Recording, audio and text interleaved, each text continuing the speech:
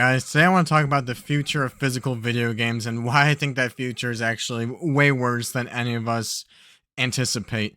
As you probably know by now, Grand Theft Auto 6 is going to be released as an $80 digital only game, and it's going to have a retail presence. Some retail stores say they aren't even going to carry it because it's a code in a box, but yeah, it's going to have a physical code in a box release, $80, $100 for the real version, but let's just call it $80 for the standard version. And the thing about this game is it's going to sell like hotcakes, right? Like, it's already, the pre-orders going crazy. I'm seeing a lot of discourse online too.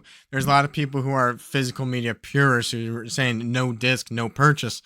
But I'm seeing the other side of people who pre-ordered it and they're just like, take that, you disc enthusiasts. Like, of course, like, we're in a period, it's like, disc enthusiasts, like, you're proud of this. And the race to an all digital future, especially in gaming, is the worst thing that can happen for the consumers. And I want to go over a couple reasons why. I want to start with the effect that digital games has had on the physical game experience. And I want to go with the real world example. So we just say at Amazon Prime day, week, whatever it is now. And I picked up on part of like the deals. There was a lot of Switch 2 games on sale, and I got Dragon Quest 1 and 2, the HD 2D remake. This is, yes, it's a game key card, okay? This video is not about game key cards, whether you're good or bad. I purchased this game for $40. I've wanted this game. I wanted specifically to play on the Switch 2. I've wanted it for a while. Didn't want to pay $60 for a game key card. It was on sale for $40. I'm like, there's my price. That's a good price. Let's get it. And so I got it from Amazon, and I thought all was good, but this might not show up on camera very well. But right up here, it's broken. Like, the case is cracked, and it's not just that the case is cracked either. The crack has gone through and actually like torn the art on here. And so like half the reason of like choosing, like one of the main reasons of having like the game key card is to have like the case and the physical experience. And yeah, I got a damaged case, and this is something I'm actually very used to when it comes to like 4K movies, especially from Amazon. These things always come damaged, and it doesn't, like, I don't know, the workers at Amazon, they don't care. They just throw it in a box, and like if it's just you order it by itself, then it, you know, the FedEx drivers, they don't care. They just throw it and pile it on everything. And I don't know. Also, like you might place an order by itself wanting to ship solo, but then you get something else and the ship dates get moved up and it consolidates the orders and they just throw it on the box and then the case gets crushed. Now with the movies, like, I don't know. I care mostly about just like the format, the physical, like of being able to see the best quality version of the movie. And that's the appeal to it. Collecting, like, and like the look on the shelf. I let that fall really second. I mean, when you buy so many movies, it's just like it's too much to maintain. They have to try to like return all of them. Like when they do like these 3 for $33 deals, and you get them and you realize that most of them are resealed returns that Amazon does. And so, but I still always order from Amazon because if it truly was cracked and like the disc was loose and scratched and like it actually had playback issues, or just the case was just like really, really bad, Amazon always had such a great return process. It was like no questions asked. You either return it, sometimes they let you keep it and they refund it. I always wanted the things I bought, right? I bought it for a reason. They always had good exchange services and everything, and it was great. But lately, they changed their policy. It must be for like combating return fraud or all that, which like return fraud I get, but with this, I was like, okay, my Switch 2 collection is young. I don't know if I really wanted to go the route of my like movie collection. These are way more expensive than most of my movies. I pay $10 per movie. These games are way more expensive, and like I'm choosing like the game key card over digital for like multiple reasons. And like I do want that like physical experience. And it's cracked, and in order to get this replaced, I can't just get a replacement case because of the art where it's broken. So I really need a new copy of the game. So I'm like, you know what? I want to do an exchange. But exchange wasn't an option. I don't know if it's because I got it on a Prime Day deal for $40 and they're not going to honor an exchange for that, or if they're out of inventory. Like, my only option is to return it, but then the price is back up to $60, and it's like, well, that kind of sucks because I actually like really want this game, and the damage, I don't know if it's really worth like me sacrificing the price. I do want to play this game, and I can't help but think how it just feels like a gamble now that when you order from Amazon, like I pay $40. And I don't know if what I'm going to get is in good condition or broken. And either like if I really want the game and it's broken, I either have to keep it or I return it and just try again next time. Like there is a retail experience out there for buying games like Amazon, there's sales and stuff, but it's almost like a gamble if I'm going to get something in good condition or I just live with it. And like my 4K movies, so much of it I just live with it. And it's funny. It's like DVD was the worst quality, but the buying experience back then was so premium. Everything like felt nothing was ever broken. Now I have the most premium format and everything's broken. And I don't know. Let me know in the comments, you guys, if you buy like more games, especially from Amazon, and not just like Switch 2, it could be PS5, Xbox, or anything. Have you received like a lot of like broken game cases or anything like that? And have you had any like weird or just bad experiences with the return? It used to be great. But not just like really recently, over the past like month or two, I've seen it gone downhill, and they're like, it's gone bad, and that's called shitification, right? Amazon, they provided such good service for so many years, and now it's like, okay, they're gonna start profit maxing. Like they probably lost money on all those good returns, those no question X returns, and there was like a lot of return fraud and stuff, and now they're just cracking down. I think even with the return, like even if I return this, I'm not guaranteed the $60 back.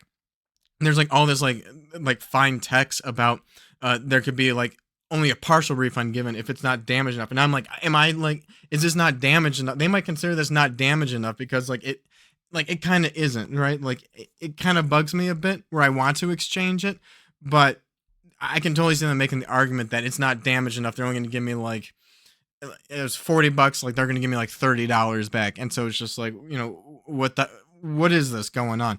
And so, yeah, it's just when this enshittification happens all the time. We know it happened with Netflix. Remember back in the day, Netflix was a steal. All you can watch for $10 a month. It was great. But why did they do $10 a month? Because when you advertise all you can watch, you can argue, like people who like to argue prices, like $80 games, like it's worth it, like GTA, like GTA 6 digital only $80, it's worth it. Like they put so much time into it, it's worth it. And like the the Steam machine, like at $1,500, it's worth it. The Xbox price $800 now, it's worth it. You can't help but the component price go off. But back then Netflix was $10 a month because they had to, or else people wouldn't sign up for it. Even though it's like all you can watch, right? How do you like value that? Because if you watch like 100 movies and a movie costs $10 like each, you can be like, oh, that's $1,000 worth of value if you watch that in a month. So they could have been like, oh, it's $25 a month, and I don't know, people wouldn't have signed up for it back then. Maybe just people had more like backbone back then, and it just wouldn't have worked. Like the $10 was absolutely necessary, even if Netflix lost money. But it was just like, acquire customers, get people used to it, and then increase the enshittification later. And now we have $25 a month Netflix, and everyone just puts up with it. At the same time, because everybody was so onto Netflix that the physical media and the stores died. So a retail store, you can't find movies. You can only get it online. I have to put up with the broken cases because what other option do I have? I can't go into a Target. Walmart has very little. And then like when they do carry stuff like in stores, like maybe Barnes and Noble, they're very expensive, or like they just don't have sales. Like Amazon has the sales, but then it's like broken. It's like, what option do you have? And that's kind of like how streaming went. And so now even with the movies, like for just an example, the latest Pixar movie Hoppers, and like Disney's been doing this with a lot of their releases, they're going steelbook only. And it's like, I just want the standard release. Like I don't want to stream because the disc has the better version. Even if you pay for 4K streaming, like the disc has the better version, the higher quality, the better picture and everything. Like streaming can't beat it. And now, because so little people buy physical media, like I'll get the standard edition. I don't care about steelbooks, right? And I don't really want to spend more than $10 or $20 per movie. And now it's like the standard edition's 30, and then there's like a steelbook for 45. But now like Disney, they're only making steelbooks only for their releases. So it's like $45 per movie, and I'm like skipping on the stuff that I would like to add to my collection because the prices are going up. And then now Netflix can raise prices up to $25 because what are people going to do? Start buying $45 movies? May as well just get $25. And I think this is going to happen a lot after GTA 6 comes out with video games and digital games, because right now, like we already don't have like the retail experience, like games are going away from the retail stores already. and then you just get broken stuff online from Amazon. Once the $80 digital game comes out, being GTA 6, it's going to sell so well that so many companies are going to be like, why do we even need physical games? There's no retail space. Not enough people are buying it online. Nobody cares. GTA sold so well. And the next thing you know, we are in the all digital future. And the problem with that is the enshittification, right? Some people think digital is great. It's so convenient. And the sales, the sales, the sales. Well, the sales are temporary, just like Amazon's good service, just like Netflix's $10 a month. It's all temporary. I mean, even the Steam summer sale this year, like, come on, guys, you PC gamers, like, a minute. The Steam summer sale is getting less and less impressive year after year. And eventually there's going to just be like nothing good on sale. And then the sales are going to be not as good, especially when it comes to stuff like the PlayStation, all that. Like, if there's no physical copies of GTA 6, there's no secondhand market, there's no borrowing. If you want to play it, you have to pay for it. And next thing you know, there's not going to be any sales. And what other option do you have? Physical? Well, we're gonna be in a world where all you get is just broken cases, because like the cost of living so high, nobody cares already. Like Amazon workers don't care; they just toss the stuff in the boxes. The FedEx drivers, they don't care. Nobody cares, right? Just nobody cares, and it's just all going to be broken and garbage, where you have to overpay for just some, and then there's no good service for returns or exchanges or anything like that. Either that, or just the only physical media that's left is going to be premium prestige collector's edition stuff, where it's going to be like, you think $80 games are expensive, like it's going to be even more expensive than that if you do want a physical version. So physical versions are just going to completely die out, leaving just the digital landscape. And that digital landscape, that once everyone's hooked in, sales are going to be done. One thing I can really see is happening with the rising console prices. One way I think they can try to battle this and ease and transition into this future is like, okay, we got that Steam machine for like $1,500, and there's no way, like, they might subsidize like the PlayStation 6 a bit, but it's still gonna be really high. And like, you have like Ashish Sharma talking about that gaming is getting too expensive for people. I think the console's still gonna be high because that's real, like, tangible hardware, and we have like the AI, like, data centers and all that causing component prices to go up. Let's say like the PS6 is $1,200. That's gonna be like a tough pill for people to swallow.